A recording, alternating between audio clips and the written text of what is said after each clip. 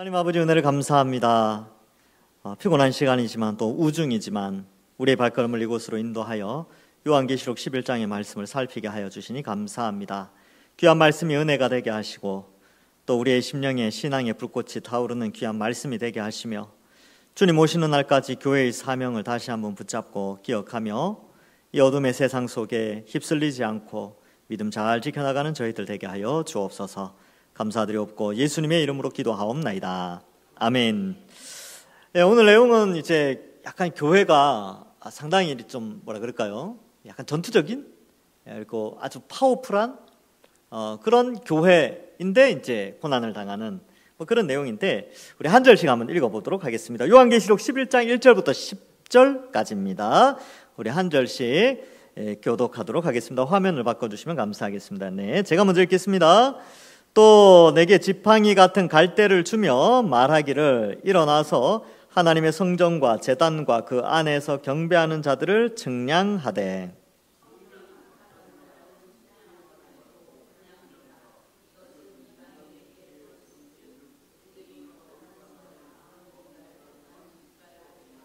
내가 나의 두 증인에게 권세를 주리니 그들이 굵은 베옷을 입고 1260일을 예언하리라.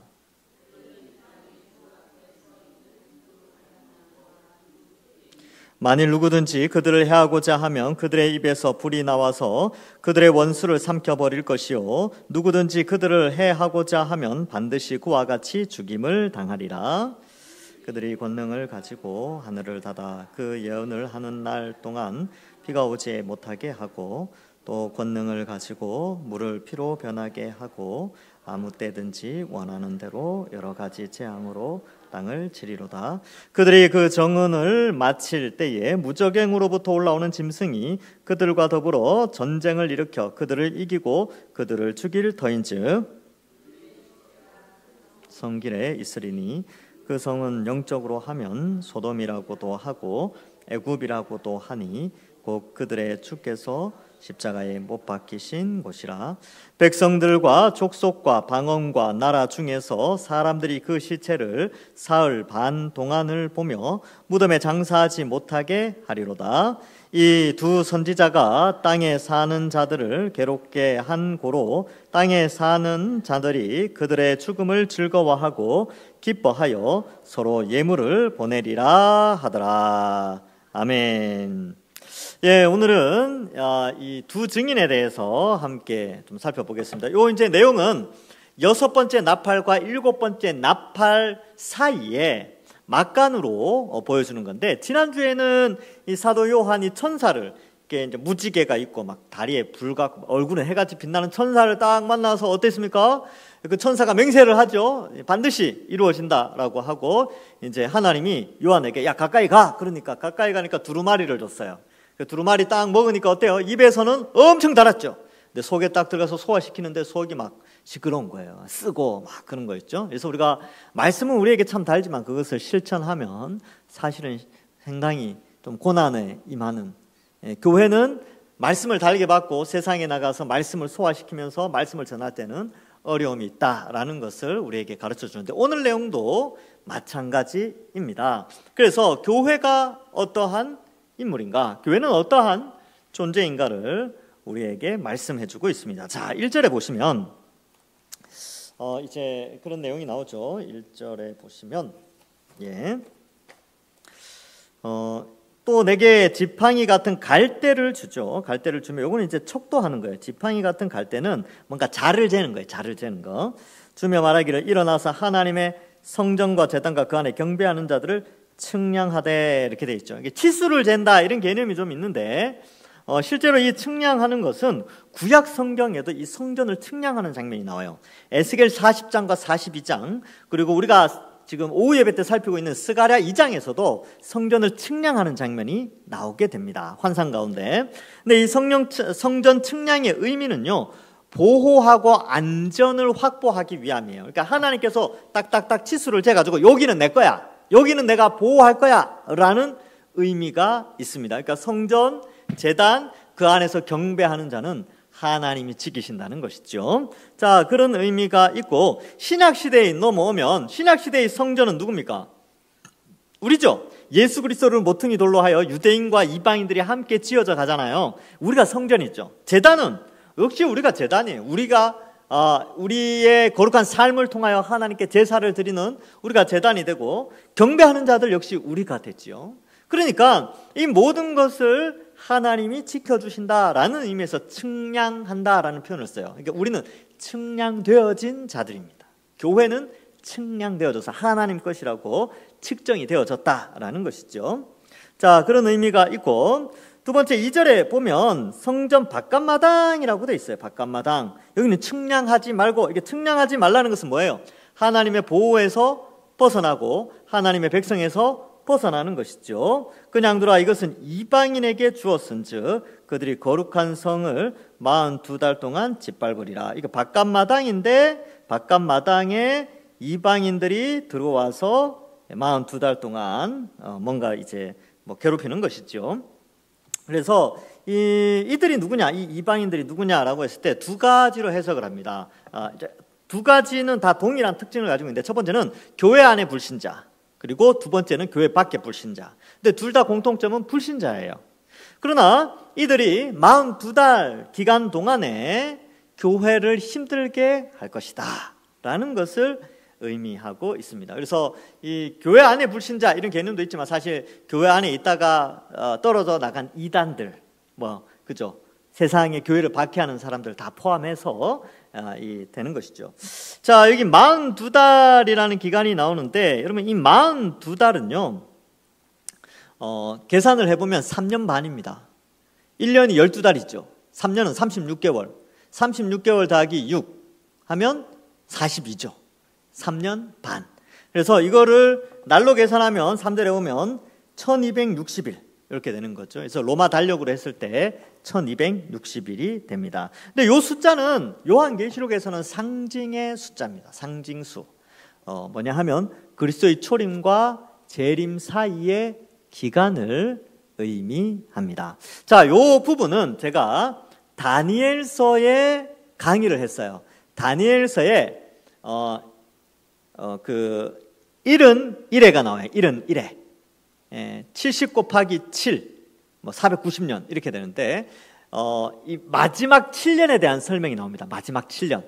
그래서 마지막 7년 가운데 절반에 대해서는 첫 번째 3년 반은 예수님의 기름 부음 받은 자와 관련되어 있어요. 그래서 예수님의 사역, 출생 이거가 좀 관련되어 있고, 나머지 3년 반은 그리스도의 승천과 재림과에 관련되어져 있습니다. 이 다니엘서 할 때 했어요. 그래서 다니엘서 할 때 이 7년 가운데 절반은 그리스도와 관련되어 있고 절반은 교회와 관련되어 있으며, 그 교회와 관련된 부분은 3년 반으로서 한때 두때 반때라고 다니엘서에도 기록되어져 있고, 이게 다니엘서에는 1290일로 되어 있습니다. 로마 달력을 쓰지 않고 바벨론 달력을 쓰기 때문에 30일 정도의 차이가 나는데, 하여튼 그렇게 되어져 있는 것이죠. 자, 그래서 이 42달, 이것은 초림과 재림 사이의 기간을 의미하고, 흔히 이거를 신학자들은요 복음시대 이런 표현도 씁니다. 복음시대, 복음이 전파되는 시대라고 해서 그리스도의 초림과 재림 사이의 기간을 복음시대라고도 표현하고 있습니다. 자, 그래서 이 표현들을 보면 이제 성전을 측량하고 보호하고 성전 바깥에 있는 자들은 활동하는 그런 시대인데, 여러분들 이제 나누어진 프린터물에 보면 1, 2절 관주에 보면 이게 두 번이 반복되어서 쓰여 있는데, 요거 신약 시대의 이 성전이 누구냐, 요 개념을 쓰고 있어요. 그래서 같이 한번 살펴보는 것도 의미가 있겠습니다.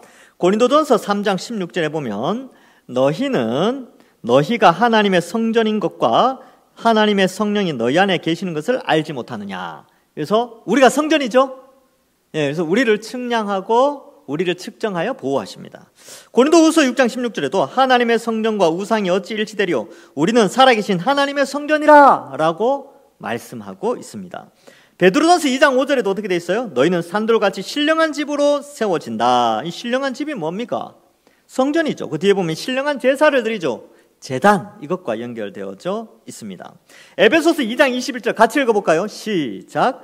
그의 안에서 건물마다 서로 연결하여 주 안에서 성전이 되어 가고, 이건 뭐냐 하면 이방인과 유대인들이 함께 주 안에서 성전이 되어져 간다라는 것을 의미하죠. 그러니까 요한이 본 성전은요, 그런 개념이 있습니다. 그리고 지금 요한이 반모섬에 잡혀 있을 때는 예루살렘에 성전이 없어요.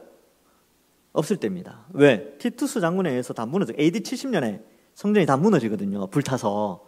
성전이 없던 시대예요. 근데 지금 어떻게 환상을 보여줘요? 성전을 측정하는 환상을 보여주죠. 그래서 이 성전은 실제 예루살렘에 있는 성전 개념보다는 예루살렘에서 예수님을 믿은 사람들, 그리고 그들이 이제 앞으로 뭐 유대인이나 이방인들이 다 함께 성전으로 지어져가는 그런 성전의 의미가 강하다라는 것을 의미하고 있습니다. 그래서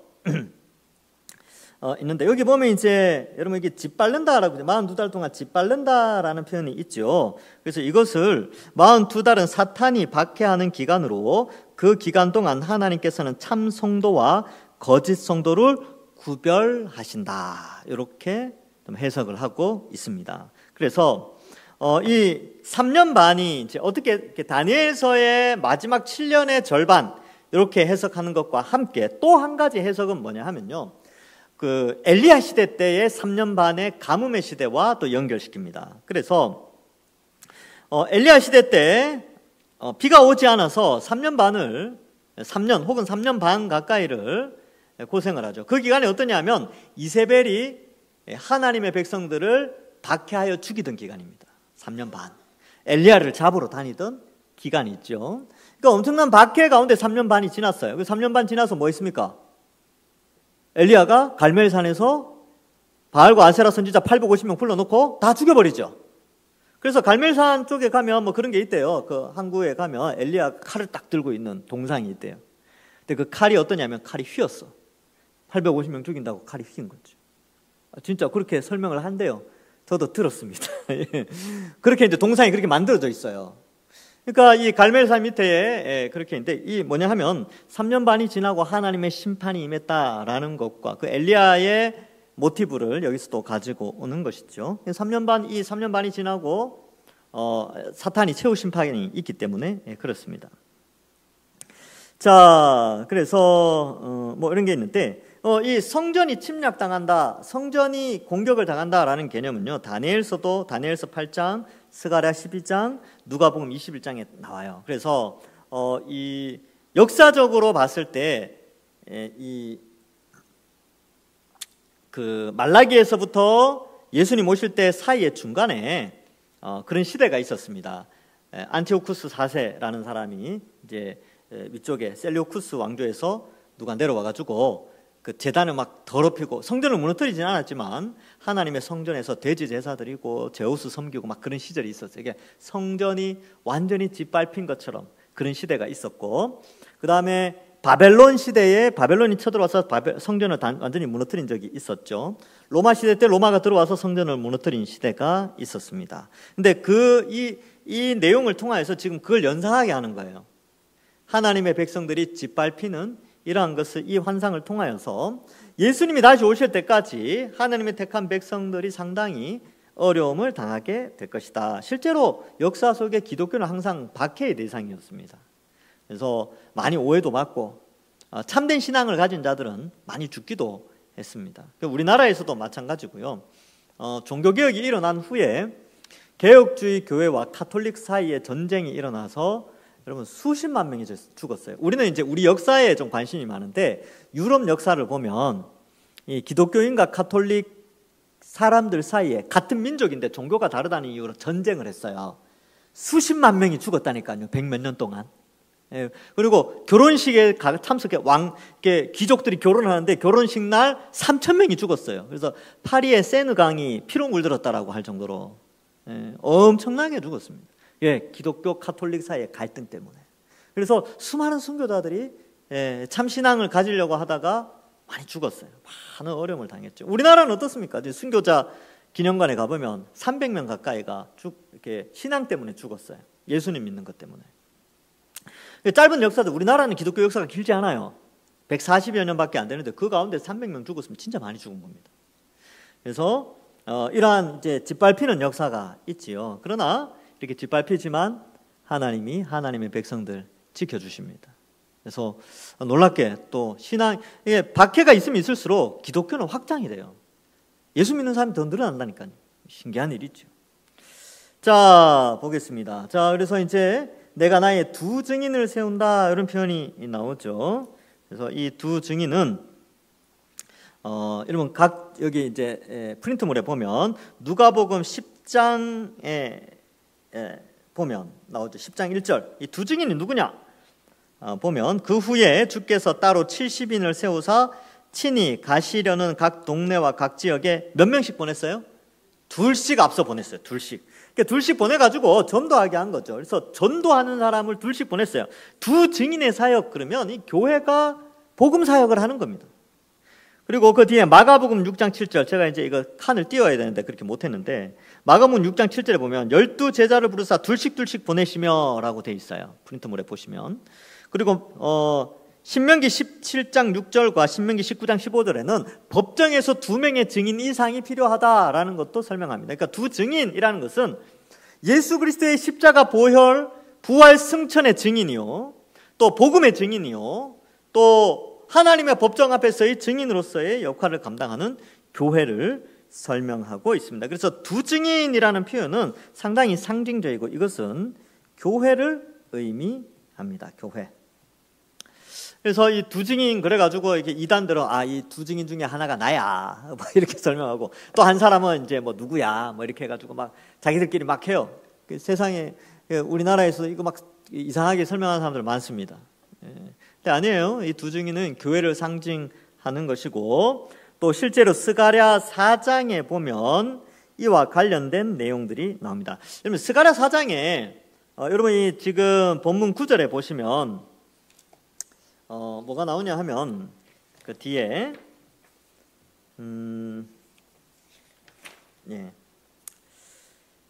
자, 두 증인이 나오고 4절에 보면 이 땅의 주 앞에 서 있는 두 감람나무와 두 촛대가 나오죠. 그죠? 이 표현은 스가랴 4장에 나오는 거 한번 보세요. 스가랴 4장에 보시면 그 내용이 나오게 됩니다. 그래서 이러한 부분들이 등장하게 돼요. 그래서 스가랴 4장 11절, 이는 기름 부음 받은 자 둘이니 온 세상에 주 앞에 서 있는 자라 하더라. 그 3절인가요? 3절 뒷부분에 보시면 제가 이제 설명서를 하나 붙여놨죠. 이처럼 이 두 증인은 스가랴에 나오는 기름 부음 받은 자 두 사람과 연결되는데, 그 두 감람나무와 연결되는데, 스가랴에서는 누구냐 하면 여호수아와 스룹바벨이에요. 스룹바벨은 유다의 총독이고 여호수아는 유다의 대제사장의 이름이었습니다. 근데 이 두 감람나무가 정치적 역할과 종교적 역할을 감당하는 두 사람이었는데, 이게 요한계시록에 와서 인용될 때는 교회를 상징하는 거죠. 그런데 스가랴에서 스룹바벨과 대제사장 여호수아는 예수님을 상징했어요. 그러면 연결이 이렇게 되는 거예요. 자, 보세요. 두 감람나무가 있어요. 두 감람나무는, 자, 이제 스가랴부터 시작할게요. 두 감람나무가 있는데 하나는 여호수아야, 하나는 스룹바벨과 여호수아예요. 근데 이걸 해석을 하면 메시아, 이 두 사람의 역할을 통합한 자가 누구냐 하면 메시아 예수 그리스도십니다. 그런데 예수님에 의해서 파송된 교회가 두 증인이 되는 거예요. 두 증인. 그래서 이 두 증인이라는 용어를 쓰는 것은 구약의 감람나무 개념을 갖고 와서 교회가 여호수아와 스룹바벨처럼 이제 왕 같은 제사장으로서 복음을 전파하는 그런 역할을 감당하는 것이다라는 것을 또한 설명해 주고 있는 것입니다. 그래서 이 두 감람나무 요 등장이 조금 의미가 있어요. 자, 그래서 3절에 보면 두 증인이 권세를 얻죠. 권세는 거기에 보면 프린트물에 있는데 사도행전 1장 8절에 보면 오직 성령이 너희에게 임하시면 너희가 권능을 받고 라고 돼 있죠. 이 권능이 바로 이 권세가 바로 성령이 주신 권세예요. 그래서 두 증인은 성령의 권세를 받아서 증언해요. 여기 보면 두 증인이 스스로 증언하는 게 아니에요. 권세를 받아서 증언합니다. 그래서 이 권세는 사도행전 1장 8절에 나오는 권세죠. 성령의 권세가 되고, 마가복음 28장 18절에서 20절에도 보면 18절에는 이렇게 되죠. 예수께서 나와 말씀하여 이르시되 하늘과 땅의 모든 권세를 내게 주셨으니, 이런 표현을 써요. 그래서 이 권세는 예수 그리스도의 권세요. 이 예수 그리스도의 권세가 성령을 통하여서 우리에게 전달되어져서 우리가 권세를 받아 이제 복음 사역을 하는데, 여기 봅시다. 굵은 베옷을 입었죠. 굵은 베옷은 어떤 의미가 있습니까? 안 좋은 의미죠. 이게 슬픈 의미예요. 슬픈 의미.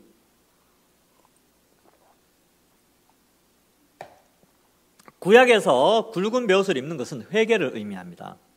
근데 두 증인이 굵은 베옷을 입었었다는 것은 회개의 메시지를 전파했어요. 예수님이 오셔서 세례 요한이 와서 뭐라고 선포했습니까? 회개하라, 천국이 가까워했느니라, 그렇게 선포하였죠. 교회도 역시 이 세상을 향하여서 이 세상의 죄인들, 이 세상에 예수님 믿지 않는 자들에게 그들에게 복음을 전파하여 그들이 회개할 수 있도록 사역을 하는 것이 바로 교회의 역할입니다.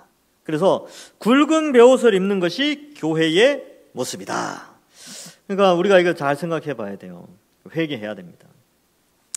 자, 세상의 죄인들에게 죄를 고백하게 하고 구원받을 수 있도록 복음을 전하는 교회, 굵은 베옷을 입은 교회를 생각해야 됩니다. 그래서 교회는요, 행복한 곳이죠. 우리가 모여서 교제하고 또 찬송하고 예배드리고 영광 돌리고 천국의 복을 미리 맛보는 아주 화려하고 영광스러운 교회인데, 또 한편으로는 양면성이 하나 있는데 그것은 바로 굵은 베옷을 입고 있을 때가 있다는 거죠. 회개할 때. 교회는 이 두 가지 양상을 그대로 가지고 있어요. 기쁘고 즐거운 곳이지만 또한 회개의 메시지를 전하며 애통하는 곳이 바로 교회다라는 것을 알려주고 있는 것입니다. 그래서 오늘날에는요, 그 마케팅이 좀 교회 안에 많이 들어와서 이 회개의 메시지가 그렇게 많지 않아요. 마케팅의 전략이 첫 번째는 뭐냐 하면요, 결국은 고객 만족이거든요. 고객 만족. 그래서 교회가 부흥하려면 고객을 만족시켜야 된다. 성도들이 와서 편안함을 느낄 수 있도록 그런 부담을 주는 메시지를 전달하면 안 된대요. 교회가 부흥하려면. 그래서 이런 메시지도 좀 부드럽게 해야 되고, 저런 메시지도 조금 바꿔서 해야 되고. 그게 무슨 교회입니까? 굵은 베옷을 벗어버리고 화려한 옷으로 갈아입도록 하는 거죠. 그래서 하는 말이 그거예요. 화려한 옷을 입어서 사람들을 전도해야 된다, 뭐 이런 방식인데, 그 교회의 본질의 절반은 잃어버린 거죠. 물론 그런 요소가 있죠. 교회 안에 오면 행복하고 즐겁고 평안도 주고 기쁨도 주고 그런 메시지들이 있어요. 그러나 또한 한편으로는 회개의 메시지가 있단 말이죠. 이것을 이게 성경을 쭉 강의하면서 같이 전달해야 되는데, 이런 회개의 메시지가 점점 사라지고 있는 시대에 있다. 그래서 어느 큰 교회 목사님이 이제 돌아가셨는데 그랬다잖아요. 자기는 사람들 좋아하는 메시지만 전하다가 가는데 이제 죽을 날이 가까이 오니까 자기가 좀 회개한다고. 그럼 뭐합니까? 이미 늦었는데. 그죠? 근데 이제 그래도 그래 양심이 있으신 분이에요. 사람들 많이 모으려고 그런 회개하고 막 사람들 찌르는 메시지 안 전했다는 거예요. 그냥 복 받는다, 축복 받는다, 뭐 이렇게 하면 하나님이 복 주신다, 뭐 이런 것만 전했다는 거예요. 그런 메시지들만. 그래서 이러한 건데, 사실은 교회는 굵은 베옷도 입어야 됩니다. 영광스러움도 있지만 굵은 베옷을 입는 교회의 모습이 있어야 되는 것이죠.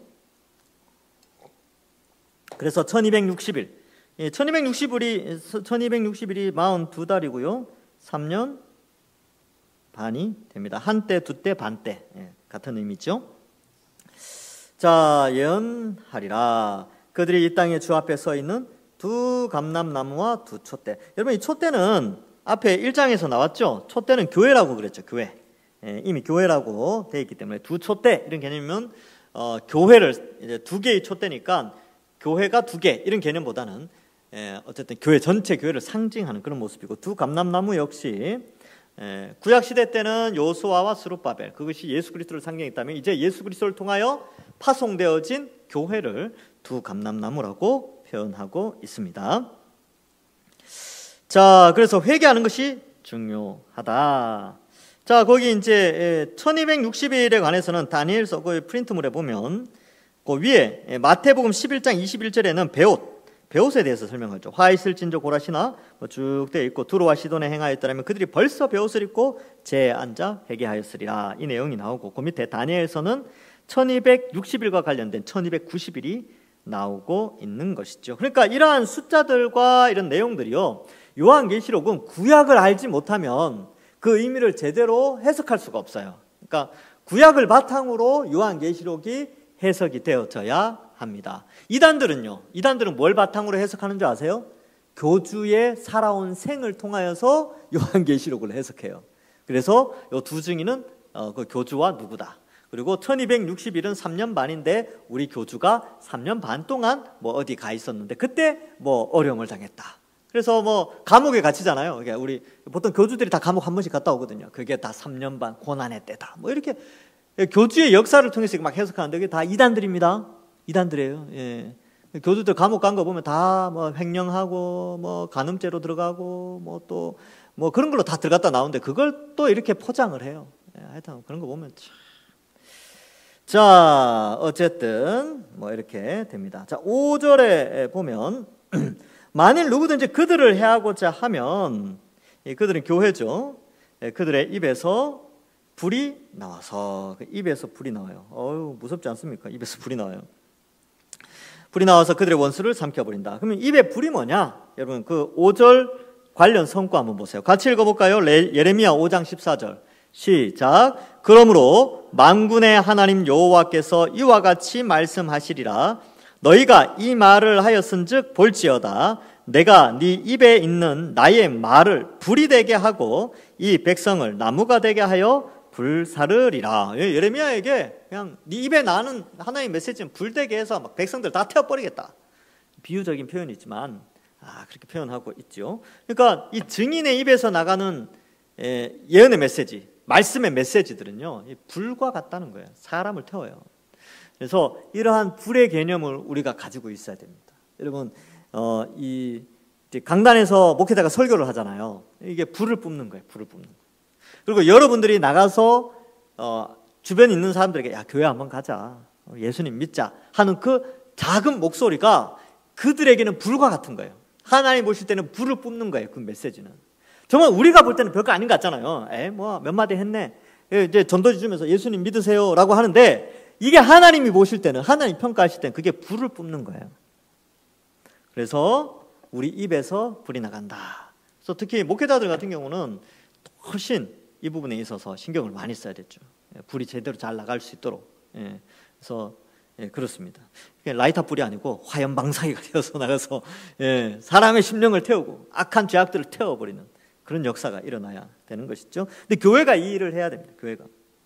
그래서 입에서 불이 나오죠. 불이 나와서 원수들을 삼켜버립니다. 그러니까 복음의 메시지가 불이 되어서 이 세상의 악한 마귀와 귀신들의 사상들, 죄악들, 유혹들, 이런 것들을 이 말씀이 다 태워버리는 거예요.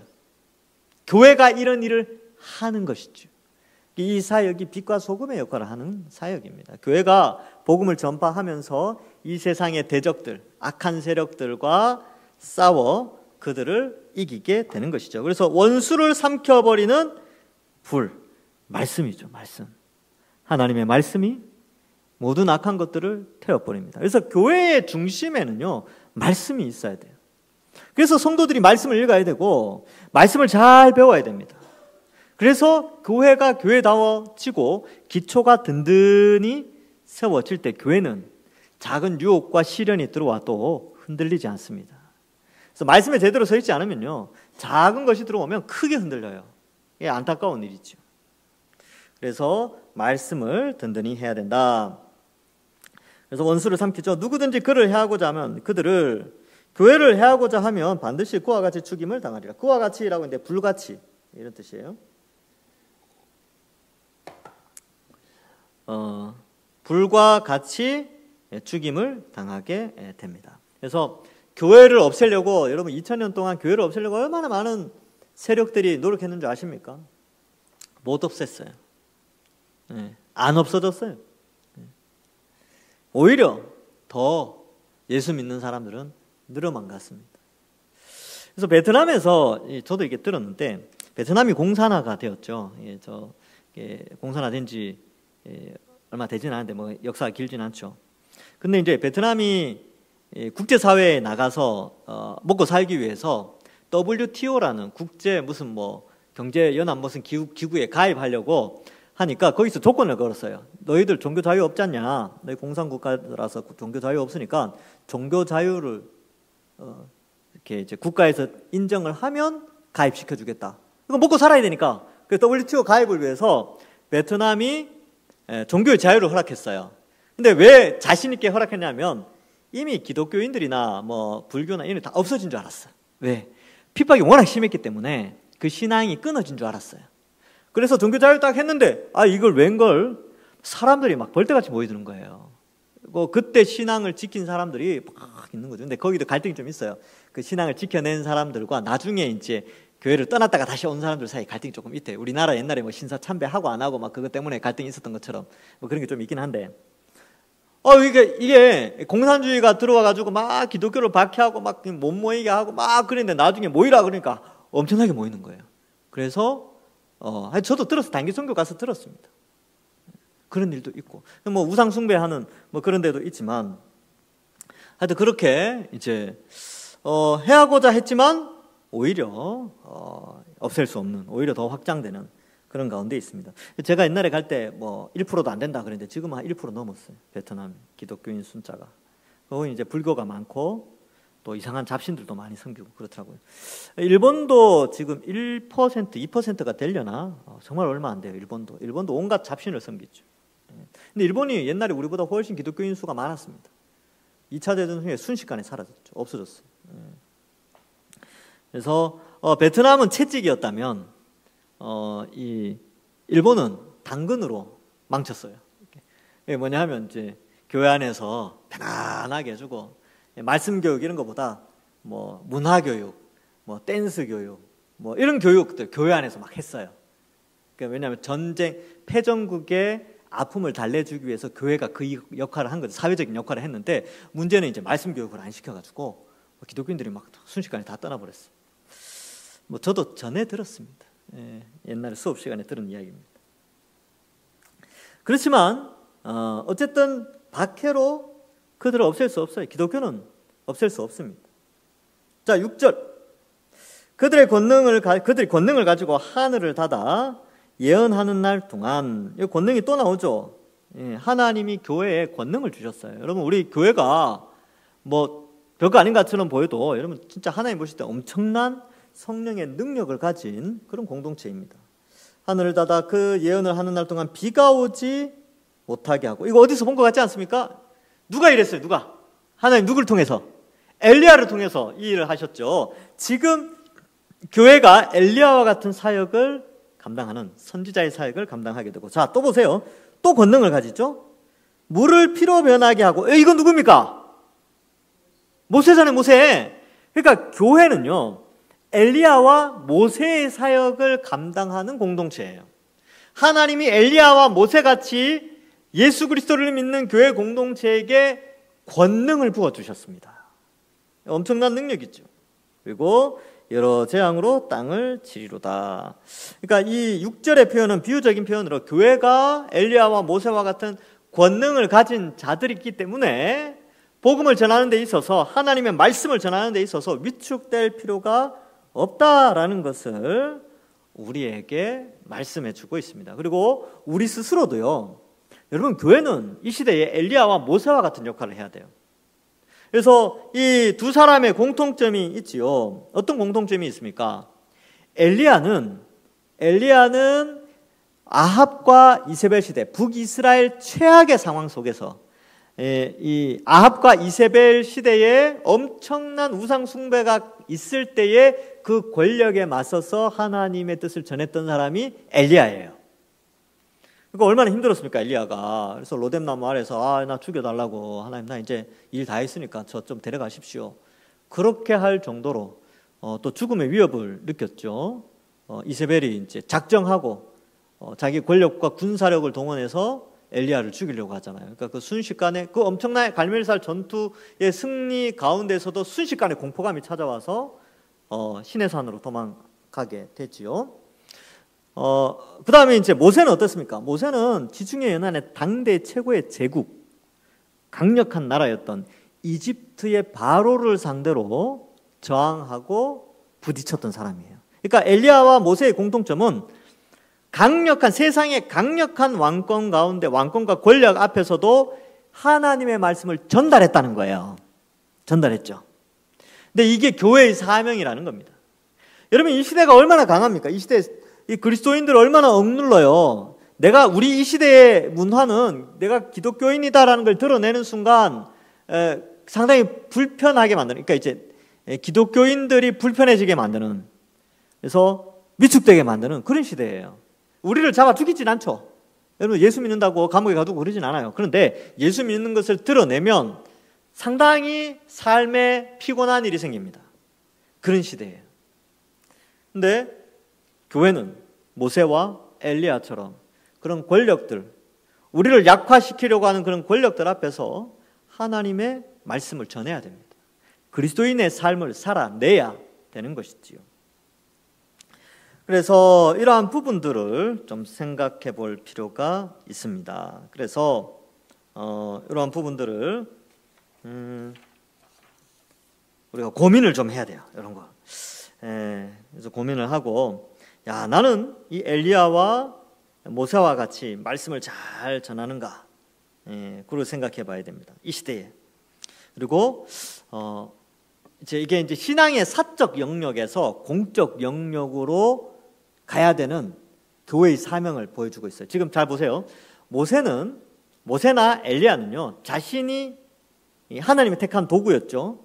그런데 그 하나님의 말씀을 가지고 하나님을 믿지 않는 권력 앞으로 나가서 하나님 말씀을 전했어요. 메시지를 전했죠. 근데 죽을 수 있잖아요.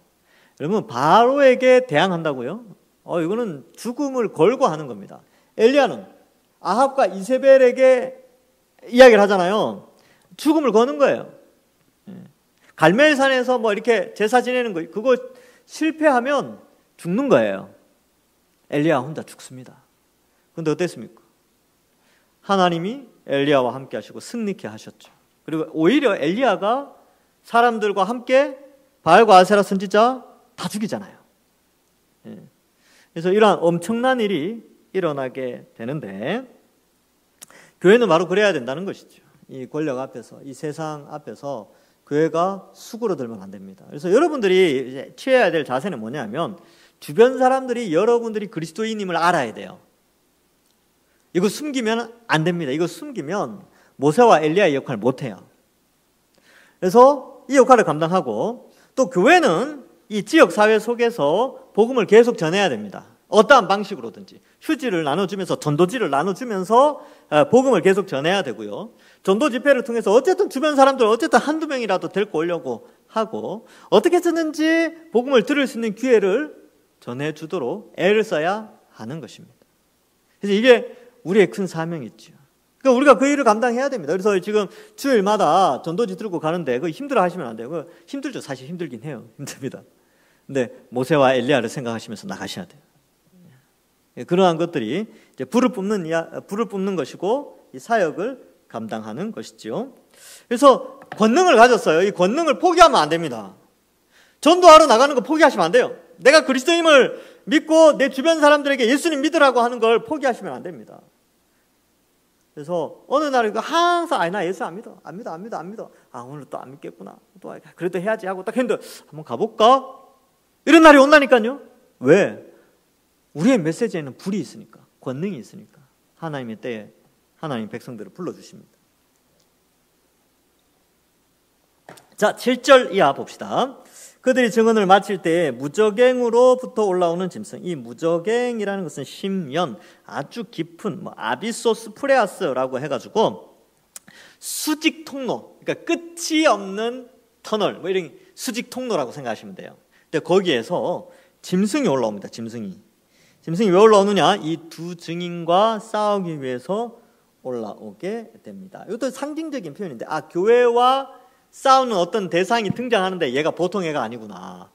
그래서 모세와 엘리야를 대적할 정도의 힘을 가진 자여야 됩니다.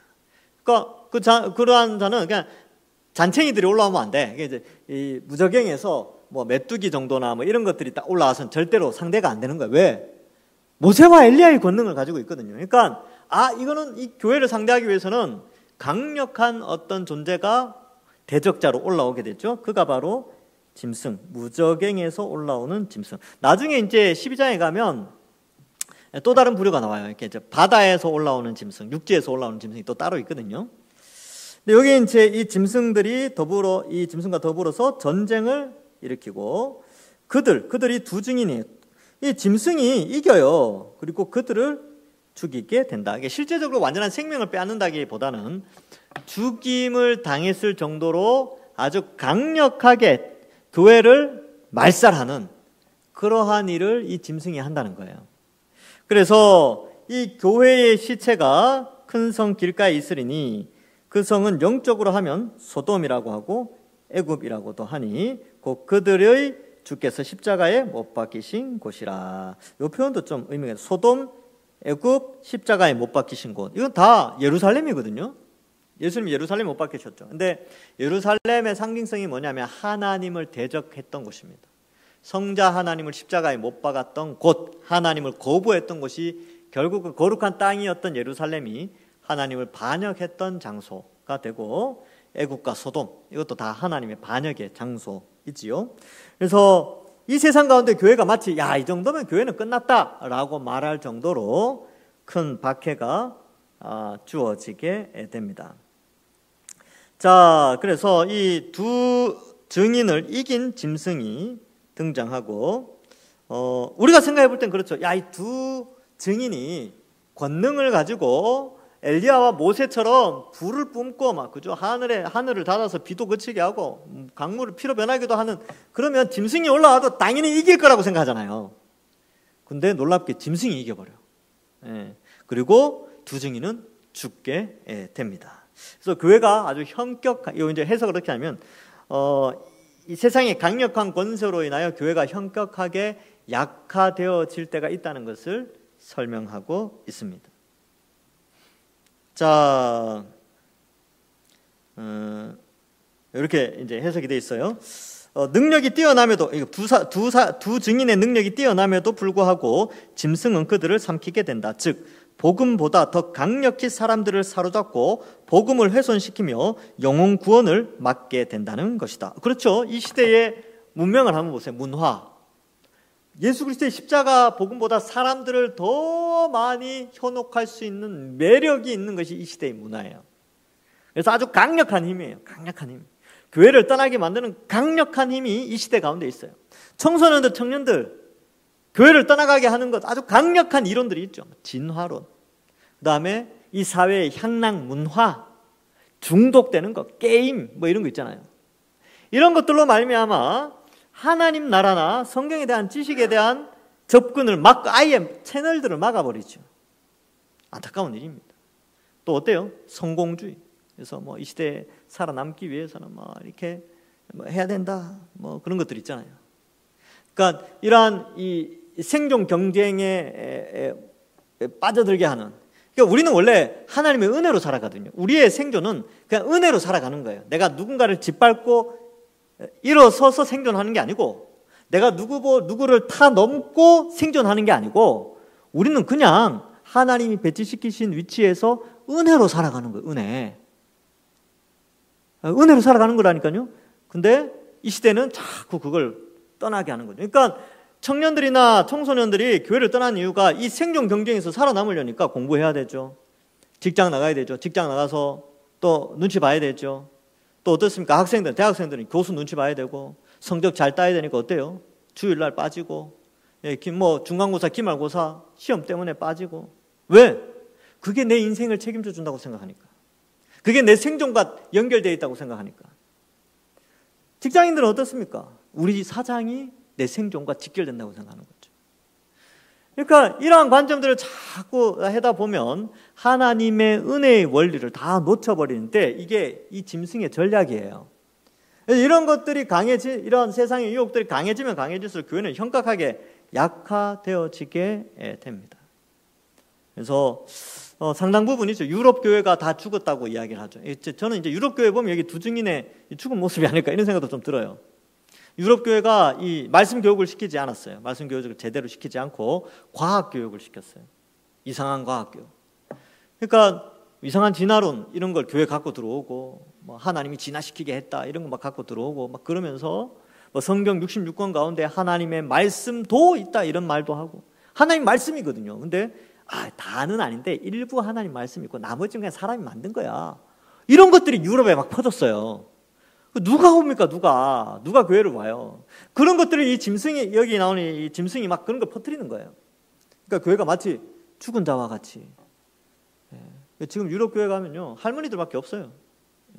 교회가 엄청나게, 성당 엄청 크잖아요. 성당은 아니고 하여튼 큰 교회들. 그러면 가면 한 30명, 40명 다 70대 이상. 젊은 사람들은 안 와요. 안 온다니까요. 젊은 사람들 어떡합니까? 등록돼 있는 사람들은 있고 헌금은 온라인으로 보내고, 교회는 아무도 안 와. 봉사도 안 해. 그런 걸 해야 뭐 또 뭐 이렇게 혜택이 있나 봐요. 그러니까 그러한 교회들로 전락해버린 거죠. 그러니까 제가 볼 때는 그건 이미 죽은 교회예요. 이미 죽은 교회. 안타까운 일이죠. 그래서 소돔, 애굽, 십자가에 못 박힌 곳, 반역, 이러한 것들이 강력하게 힘을 발휘해서 교회가 마치 죽은 것처럼 보이지만 어떻게 돼요? 백성들과 족속과 방언과 나라 중에서, 모든 민족 중에서 사람들이 그 시체를 사흘 반, 3일 반 동안 보며 무덤에 장사하지 못하게 하다. 이거 상징적인 숫자죠? 예. 원래 시체는 죽으면 하루 만에 장사 지내야 됩니다. 그거는 시신에 대한 그런 예의죠. 근데 사흘 반 동안이나 두게 되죠. 이건 아주 끔찍한 일이고 아주 모욕하는 것을 의미하고 있습니다. 그래서 이 교회가 상당히 큰 모욕과 수치와 괴로움과 이런 것들을 당하게 된다라는 것을 보여주는데, 여러분 이 짐승이 승리하는 것도 다니엘서 7장에 나와요.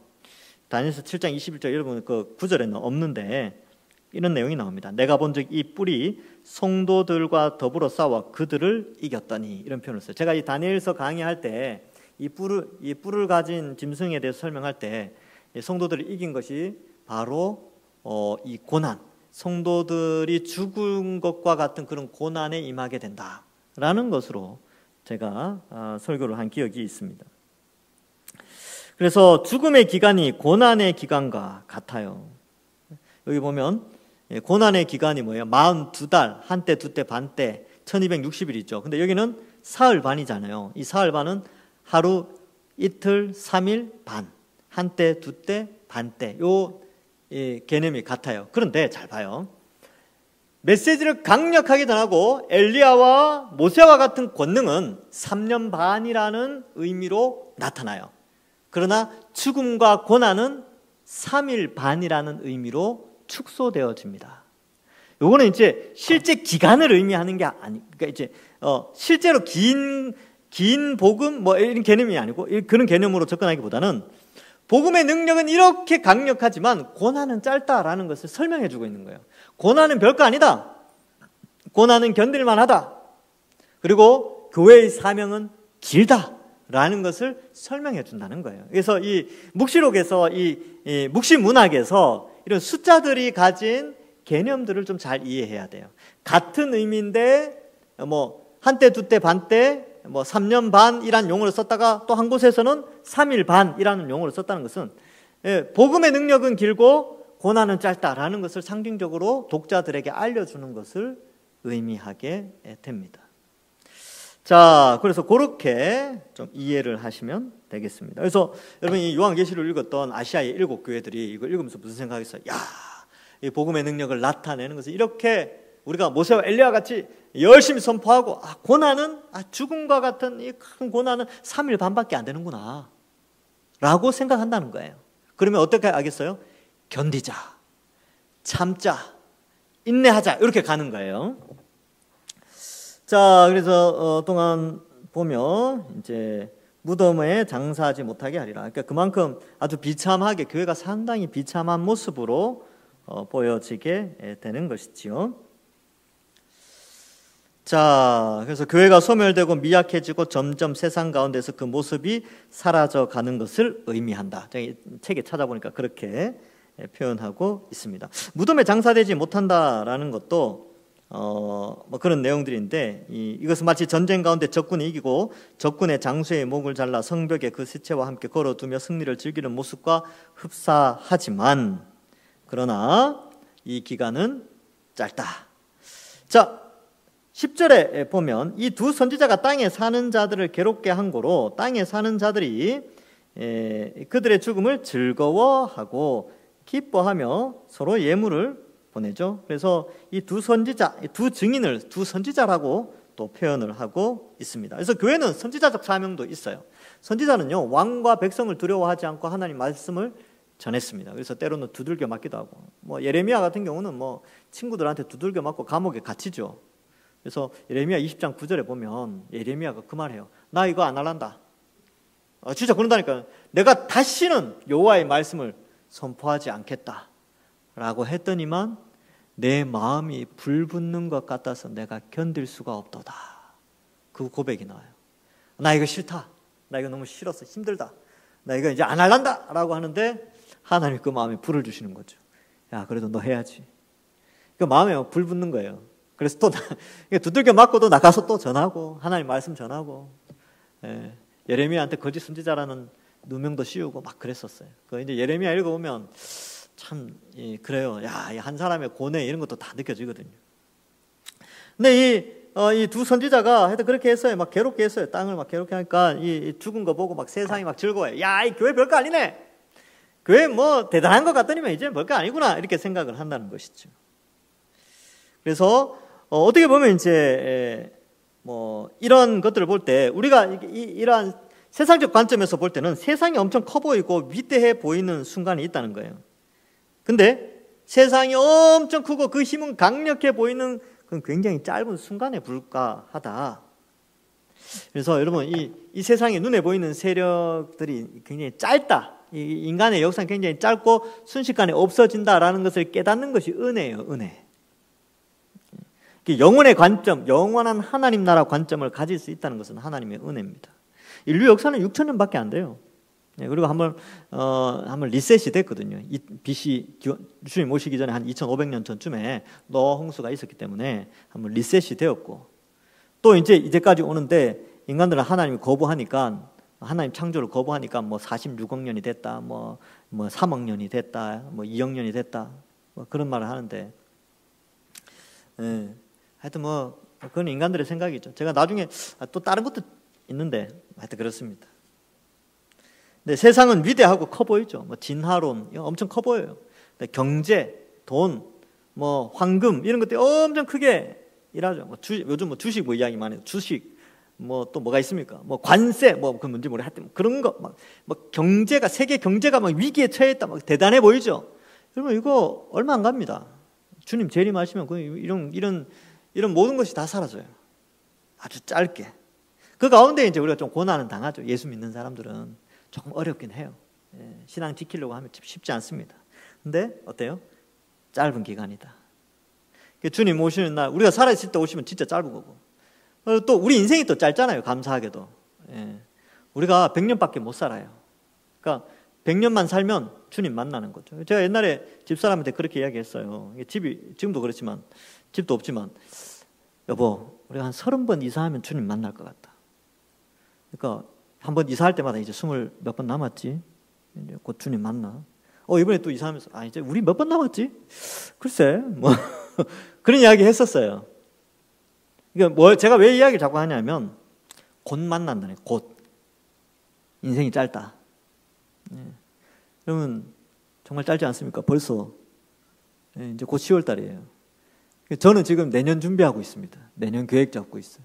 내년 주제도 잡아야 되고 내년 계획도 세워야 되고 11월 첫째 주에 장로님들하고 내년 계획 잡아야 되는데 지금 그 고민하고 있습니다. 얼마나 짧은지요 인생이. 벌써 제가 여기 온 지 6년이나 됐어요. 근데 저는 금방 지나가요. 1년밖에 안 된 것 같아요. 그러니까요 짧습니다. 고난의 때는 짧아요. 교회의 역사는 2000년이죠. 길게. 그런데 무너뜨릴 수 없었어요. 그 12명에서 시작해가지고 지금 수억 명이잖아요. 얼마나 위대합니까? 자, 오늘은 여기까지. 이제 뭐 미리 말씀드리면 교회 다시 살아나요. 여러분, 이 두 증인 다시 살아납니다. 다음 주 오셔야 돼요. 오늘까지 있으면 좀 우울해. 아, 죽었구나. 교회가 죽어버렸어. 어떡하지? 고통스러워. 다음 주 되면 이제 영광스럽게 부활 승천합니다. 이게 아주 영광스러운 장면이 다음 주. 오늘 나오신데 다음 주 안 나오면 여러분, 이거 11장 이거 놓치는 거예요. 그래서 이 성경은 우리에게 그런 모습을 보여줍니다. 자, 오늘 여기까지 하고 잠깐 기도하고 마치겠습니다. 여러분, 신앙생활 하는 게 참 어렵습니다. 사실 실제로 그래요. 이 시대가 이 신앙생활 하기 좋은 시대는 아니에요. 근데 그게 어느 시대에나 똑같았어요. 제대로 된 신앙생활 하면 항상 제대로 된 신앙생활 하는 사람들은 힘이 들었습니다. 왜? 이 짐승의 세력들, 마귀의 세력들, 귀신의 세력들이 예수 믿는 사람들 어떻게 해서든지 예수 안 믿게 하려고 어느 시대에나 힘들게 했거든요. 그래서 하나님, 이 어려운 시대에 마귀와 악한 세력의 유혹에 빠져들지 않고 믿음 잘 지키고 두 증인의 역할처럼 하나님의 권능으로 복음 전파하는, 불을 뿜는 그런 선지자의 역할 감당하고, 또 우리 교회가 이 두 증인의 모습처럼 아름다운 교회로, 동산교회로 세워지는 그런 교회 되게 해달라고 우리의 신앙과 교회를 위해서 잠시 기도하고 제가 마친 기도하고 마치겠습니다. 함께 기도하겠습니다. 하나님 아버지, 은혜를 감사합니다. 우리를 택하여 구원하여 주시고 하나님 자녀 삼으시고 또 이 시대를 바라보는 눈을 더하여 주시니 감사합니다. 주께서 교회를 세우시고 두 증인으로 삼으시고 엘리야와 모세처럼 불을 뿜는 사역을 감당하게 하시니 감사합니다. 이 귀한 사역들 아버지 하나님이여, 정말 주님 초림부터 재림 사이 시기까지 교회가 이 일들 감당하게 하여 주시니 감사합니다. 그러나 3일 반 정도의 그런 고난에, 극심한 고난이 있다 할지라도 하나님, 우리가 그 고난 가운데 부활 승천하여 하나님의 나라의 백성으로 살아간다는 사실을 알고, 또 그 고난은 짧다는 사실을 알고 믿음 생활 잘 해내며 하나님 앞에 영광스러운 두 증인으로 세워지는 두 감람나무와 두 촛대의 역할을 감당하는 우리 모두의 신앙이 되게 하여 주옵소서. 또한 우리 동산교회가 이런 아름다운 모습을 가지기를 원합니다. 이 두 증인의 사역을 우리가 감당하고 정말 이 악한 세상 속에서 하나님 앞에 영광 돌리며 믿음으로 성장해 나가는, 그리하여 복음 전파하고 두 증인의 삶을 온전히 나타내는 저희들 다 되도록 우리 동산교회를 지키시고 축복하여 주옵소서. 아버지 하나님이여, 말세의 때를 살아갑니다. 우리의 인생이 짧음을 깨닫게 하시고 또 주님 오실 날이 멀지 않았다는 것을 우리가 깨닫고, 아버지 하나님이여, 이 시대에 물들거나 이 시대에 취하여 살아가는 자들이 아니라 하나님의 말씀에 젖어들어서 말씀대로 살아가는 저희들 되게 하여 주시옵소서.